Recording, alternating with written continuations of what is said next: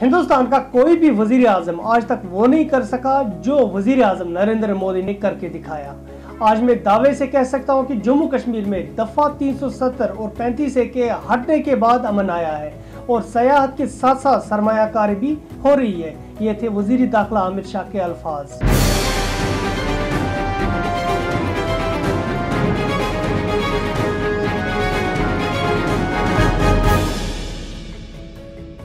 वजीर दाखिला अमित शाह का कहना है कि दफा 370 और 35A का हटाना एक सही फैसला था और इस बात का सबूत कश्मीर में अमन, शांति और बाहर से आने वाली इन्वेस्टमेंट में बढ़ावा है।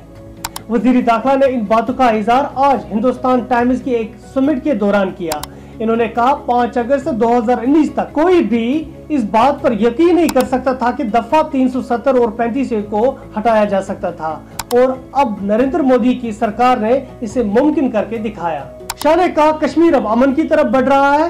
पाकिस्तान को निशाना बनाते हुए वजीर दाखिला ने कहा कि सरहद पार की सर्जिकल स्ट्राइक्स करने के बाद पाकिस्तान भी ये बात समझ गया कि हिंदुस्तान जैसे मुल्क के साथ छेड़छाड़ करना आसान नहीं है। इससे पहले सिर्फ इसराइल और अमेरिका सर्जिकल स्ट्राइक्स के लिए जाना जाता था, अब इसमें हिंदुस्तान का शुमार भी।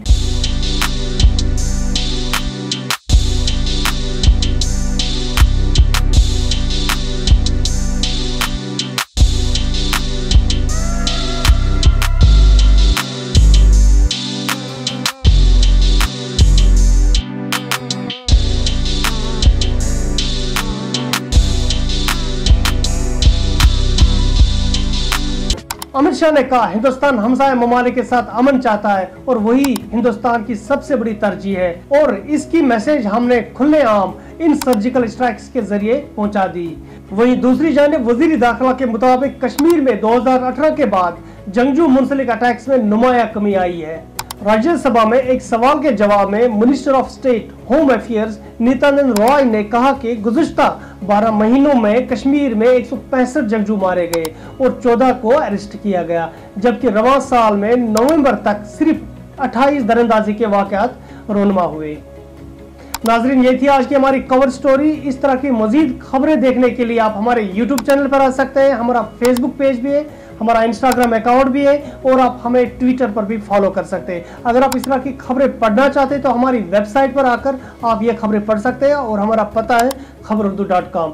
दीजिए अपने मेजबान आसिम मोहिद्दीन को इजाजत। खुदा हाफिज।